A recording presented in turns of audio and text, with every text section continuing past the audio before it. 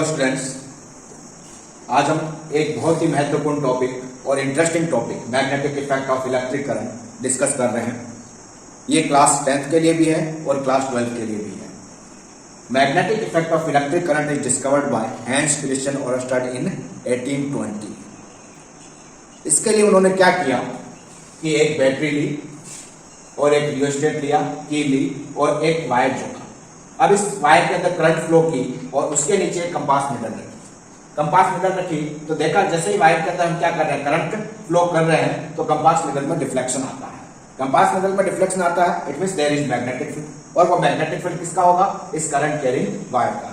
तो आइए अभी हम इस एक्सपेरिमेंट को करके देखते हैं और उसके बाद में हम इस एक्सपेरिमेंट के ऑब्जर्वेशन और कंक्लूजन लिखेंगे। यहाँ पर ये हमारे ओरस्टेड एक्सपेरिमेंट का सेटअप है। इसमें हम जो एक्सपेरिमेंट ओरस्टेड ने किया था वही एक्सपेरिमेंट हम यहाँ पर करके देखेंगे। इसके लिए हमने एक बैटरी एलिमिनेटर लिया है और बैटरी एलिमिनेटर की पॉजिटिव टर्मिनल को रियोस्टेट से जोड़ा है। रियोस्टेट क्या काम आता है? रियोस्टेट सर्किट में करंट को कम ज़्यादा करता है। ये यहाँ पर जो लिखा है रियोस्टेट के ऊपर 1.6 एम्पियर और 100 ओम, इट मीन्स ये करंट मैक्सिमम सर्किट के अंदर 1.6 एम्पियर तक कर सकता है और इतना रेजिस्टेंस प्रोड्यूस कर सकता है। और रियोस्टेट के दूसरे टर्मिनल को हमने यहाँ पर एक टर्मिनल से जोड़ा है और यहाँ से हमने एक वायर लिया, कनेक्टिंग वायर, ये कॉपर वायर जो कि आप देख पा रहे हैं। इस वायर के नीचे हम कंपास निडल को रखेंगे। ये डिफरेंट टाइप के कंपास निडल हमारे पास है। इनमें इन सभी कंपास निडल के अंदर जो निडल है वो नॉर्थ डायरेक्शन को पॉइंट आउट कर रही है। अब इस वायर का दूसरा एंड गैल्वेनोमीटर से होते हुए वापस बैटरी के नेगेटिव टर्मिनल से कनेक्ट किया गया है। सर्किट में गैल्वेनोमीटर को यहाँ पर गैल्वेनोमीटर को जोड़ना कोई आवश्यक नहीं है, लेकिन हमने सर्किट में करंट की डायरेक्शन देखने के लिए गैल्वेनोमीटर को जोड़ा है। अब हम एक्सपेरिमेंट स्टार्ट करते हैं और आपको कंपास निडल के अंदर जो डिफ्लेक्शन आता है उसको बहुत ही केयरफुली ऑब्जर्व करना है। अब आप ध्यान से कंपास निडल को देखिए, ये 0 पर है और मैं करंट ऑन कर रहा हूं। अब देखिए इसमें डिफ्लेक्शन आ रहा है कंपास निडल में वेस्ट डायरेक्शन के अंदर। तो कंपास निडल रेस्ट में थी, वायर को हमने इस तरीके से एडजस्ट किया है कि इसमें डिफ्लेक्ट करंट जो है, वायर को हमने इस तरीके से एडजस्ट किया है कि इसमें करंट साउथ से नॉर्थ की तरफ फ्लो हो रही है। और जब साउथ से नॉर्थ डायरेक्शन में करंट फ्लो होती है तो डिफ्लेक्शन वेस्ट डायरेक्शन में आता है। इसको हम थोड़ा और डिटेल से देखते हैं। अब मैं दोबारा करंट ऑन कर रहा हूं और करंट मैंने इस बार बढ़ाई है, लेकिन देखिए डिफ्लेक्शन बहुत कम आ रहा है। तो चलिए थोड़ी करंट और बढ़ाते हैं। डिफ्लेक्शन और नहीं दिख रहा। अब देखिए डिफ्लेक्शन आ रहा है, इसमें धीरे धीरे डिफ्लेक्शन बढ़ रहा है। जैसे हम करंट बढ़ा रहे हैं डिफ्लेक्शन क्या हो रहा है? इंक्रीज होता जा रहा है। अब देखिए और करंट इंक्रीज कर रहे हैं तो डिफ्लेक्शन वेस्ट की डायरेक्शन में इंक्रीज हो रहा है। अब इसी एक्सपेरिमेंट को हम दूसरी कंपास निडल के साथ करते हैं। ये मैंने वायर के नीचे 2 कंपास निडल रखी है, दोनों अभी 0 पर है और नॉर्थ डायरेक्शन में है। निडल का जो रेड एंड होता है वो जनरली नॉर्थ डायरेक्शन को पॉइंट आउट करता है। अब मैं सर्किट में करंट ऑन कर रहा हूं। ये मैंने स्विच ऑन किया। अभी इसमें बहुत ही लिटिल डिफ्लेक्शन आया। अभी मैं करंट इंक्रीज करता हूं, कोई डिफ्लेक्शन में फर्क नहीं पड़ रहा। अब देखिए थोड़ा सा डिफ्लेक्शन इंक्रीज हुआ। अब मैं करंट और ज़्यादा रियोस्टेट की हेल्प से इंक्रीज करता हूँ। अब देखिए डिफ्लेक्शन क्या हो रहा है? इंक्रीज हो रहा है। और किस डायरेक्शन में निडल पॉइंट आउट कर रही है? वेस्ट डायरेक्शन में कर रही है। दोनों निडल वेस्ट डायरेक्शन के अंदर आ गई। अब मैं करंट ऑफ करता हूँ। इसका क्या मीनिंग हुआ कि जैसे हम करंट ऑन करते हैं तो डिफ्लेक्शन जो होता है वेस्ट डायरेक्शन में आता है। कब? When current flow south to and compass needle is placed below the wire, then the needle show the deflection towards the west। और जैसे हम करंट की इंटेंसिटी या करंट की स्ट्रेंथ को हम इंक्रीज करते हैं तो यहाँ पर मैग्नेट की जो कंपास निडल है उसमें भी डिफ्लेक्शन इंक्रीज होता है।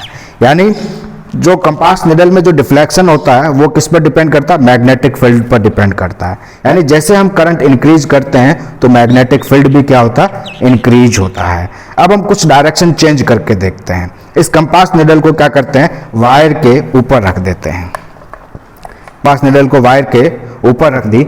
अब मैं करंट वापस स्विच ऑन कर रहा हूँ, देखते हैं कि डिफ्लेक्शन किस डायरेक्शन में आता है। ये मैंने करंट का स्विच ऑन किया तो अभी देखिए किस डायरेक्शन में डिफ्लेक्ट हो रही है, ईस्ट डायरेक्शन के अंदर डिफ्लेक्ट हो रही है। जो कंपास निडल है वो ईस्ट डायरेक्शन के अंदर डिफ्लेक्ट हो रही है। छोटी वाली में देखिए एकदम स्टेबल हो गई है, लेकिन ये धीरे धीरे स्टेबल होगी, ईस्ट डायरेक्शन में स्टेबल हो गई है। ठीक है, अब मैं वापस करंट को ऑफ कर देता हूं। सेम यदि करंट की डायरेक्शन को रिवर्स कर देंगे तो करंट जो डिफ्लेक्शन की डायरेक्शन है वो भी क्या हो जाएगी, रिवर्स हो जाएगी। अभी जो एक्सपेरिमेंट हमने देखा उसके ऑब्जर्वेशन एंड कंक्लूजन देखते हैं। एक्सपेरिमेंट में हमने देखा कि जब की ऑफ होती है तो कोई करंट फ्लो नहीं होती है। करंट फ्लो नहीं होती है तो मैग्नेटिक निडल में कोई भी डिफ्लेक्शन नहीं होता है, नो डिफ्लेक्शन। जैसे हम क्या करते हैं कि ऑन करते हैं, करंट फ्लो होती है और मैग्नेटिक निडल डिफ्लेक्शन शो करती है।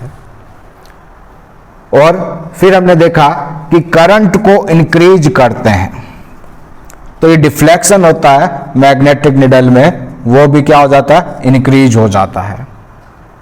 और वापस की ऑफ करते हैं तो फिर क्या आ जाता है, वापस करंट जीरो हो जाती है and no deflection. No deflection का मतलब जो पॉइंटर की निडल जो होती है, पॉइंटर जो होता है वो सीधा नॉर्थ साउथ डायरेक्शन में आकर रुक जाता है जैसा स्टार्टिंग में था।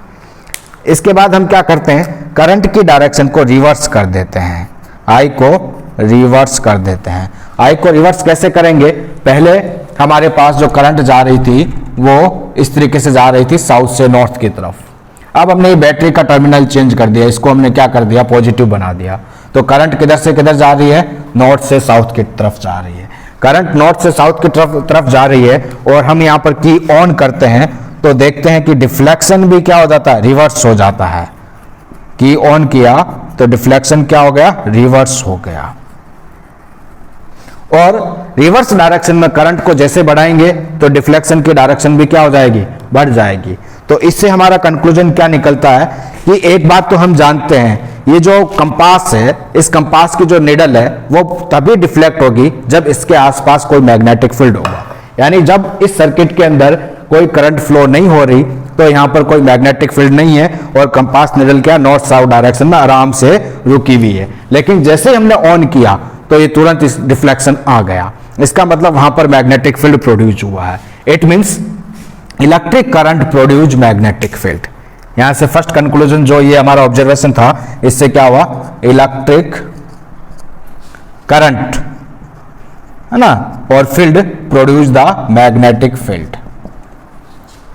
और सेकंड की करंट की वैल्यू को हम इंक्रीज करते हैं, करंट की स्ट्रेंथ को हम सर्किट में इंक्रीज करते हैं तो डिफ्लेक्शन बढ़ता है।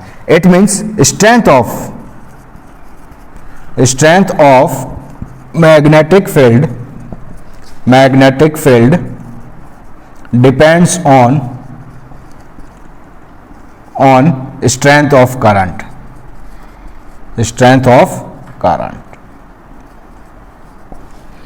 लास्ट की करंट की डायरेक्शन को हम क्या करते हैं, अपोजिट करते हैं तो डिफ्लेक्शन भी क्या हो जाता है, अपोजिट हो जाता है। तो it means direction of magnetic field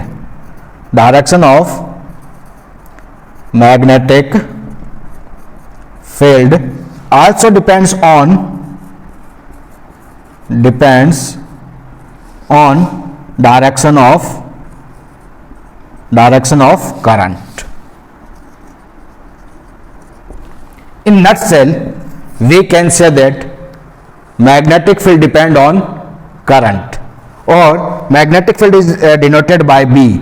We can say that B is proportional to I. Magnetic field की स्ट्रेंथ और डायरेक्शन दोनों करंट की स्ट्रेंथ और डायरेक्शन पर डिपेंड करेगी। And most important conclusion, A current carrying wire produce the magnetic field. A current carrying wire produce the magnetic field.